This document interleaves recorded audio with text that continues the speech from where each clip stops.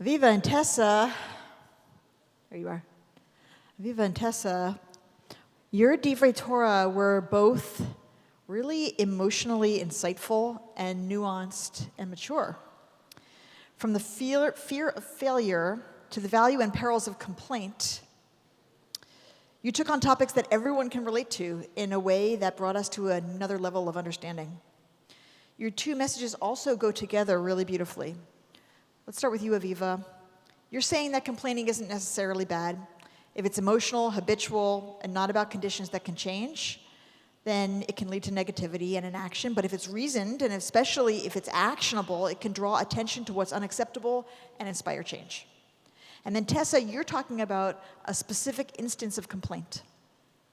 You're talking about Moses complaining to God about the burden of leadership and about the weight of responsibility that he has on his shoulders to lead 600,000 former slaves not only to their freedom, which he does successfully, not only to their moment of revelation, but now through an arduous journey in the wilderness. He is exhausted, and as you so sensitively assessed, he is afraid of failure. Some of the most effective complaints are those that call for help, and that's where you left off. You talked about him needing help. When we complain, we're communicating to someone else that conditions or the situation we find ourselves in is unsatisfactory, unsustainable, or unbearable. Sometimes the person who hears our complaint doesn't have the power to change those circumstances, and all they can do is hear us or comfort us. But sometimes the person we complain to, or in the case of the Israelites in Egypt or Moses in our parsha, the deity we complain to, does have the power to change the conditions that are unbearable to us. And when our complaint allows the listener to help us, and they choose to help us, two immediate things happen. First of all, they are empowered. They are able to take action that makes a difference. And second, we get relief.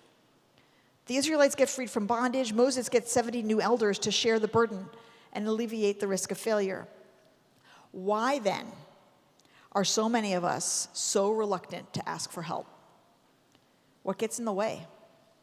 What are we afraid of?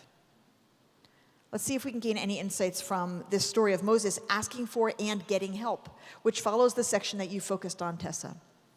In the verses that you taught from, Moses says to God, "I cannot carry this people alone, for it is too much for me. If you would deal with me thus, kill me. Rather, I beg you, and let me see no more of my wretchedness." This is pretty dramatic, and I understand why you focused on this. You can feel that he is beyond all limits, utterly weary and defeated. Now, I'm not saying that any of us would do better in his situation. I would not want to be leading 600,000 people through the wilderness. But if we're taking this as a case study to learn from, there are two things that I think Moses could have done better in the realm of complaint. First, why did he wait until he was ready to die to complain? Wasn't there a point a little bit earlier when he was just mildly suffering, when he could have spoken up?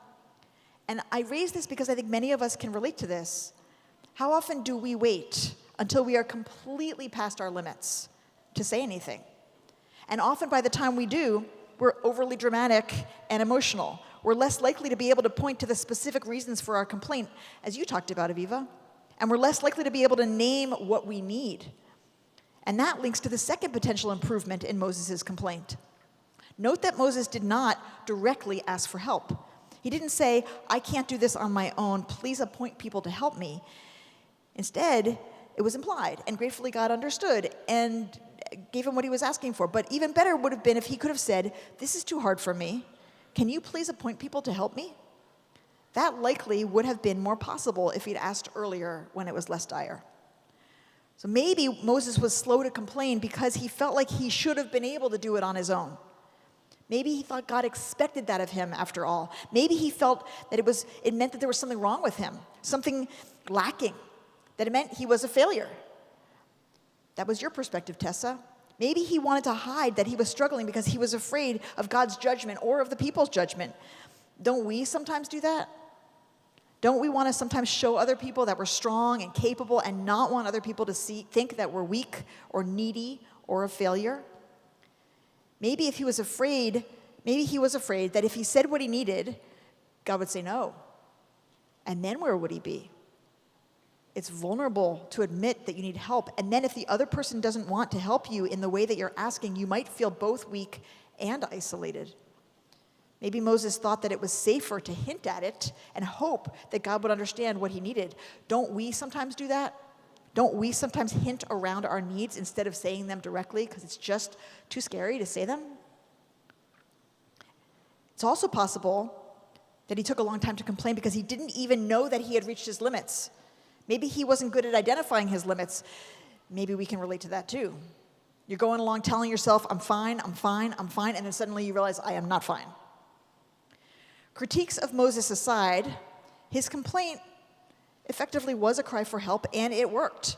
And God tells Moses to identify 70 elders and bring them to the tent of meeting and to have them take their place with him there. And God says, I will draw upon the spirit that's on you and place it upon them, and they shall share the burden of the people with you, and you shall not bear it alone. And God does this. God shares this special spirit that is on Moses, and all of the 70 elders start to speak in prophecy.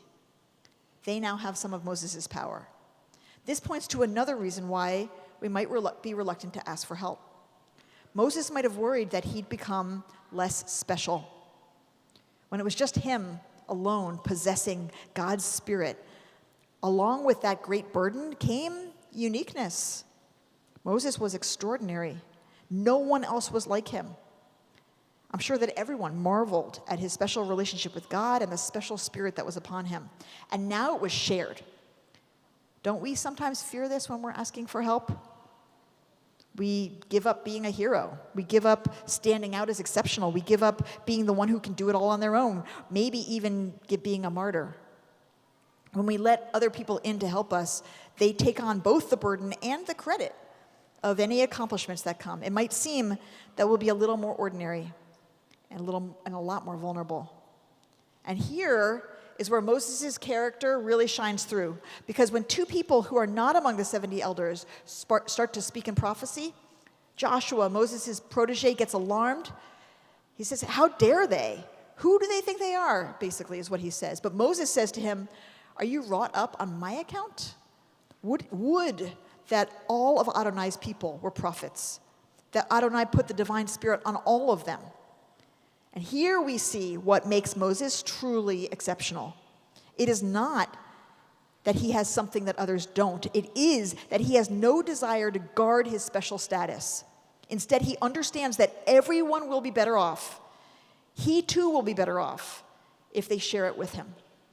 And that is the ultimate reason why we should ask for help. What makes us strong is not our ability to do it alone. What makes us strong is our ability to do it together. The more shared skills, the more shared experience, the more shared status, the more shared communication, the more shared burden, the more shared credit, the more shared failures, and the more shared accomplishments, the stronger we all are. And even though Moses wasn't the greatest at asking for help, he did understand that. What if we could all understand that as well? How much better our world would be. Shabbat shalom.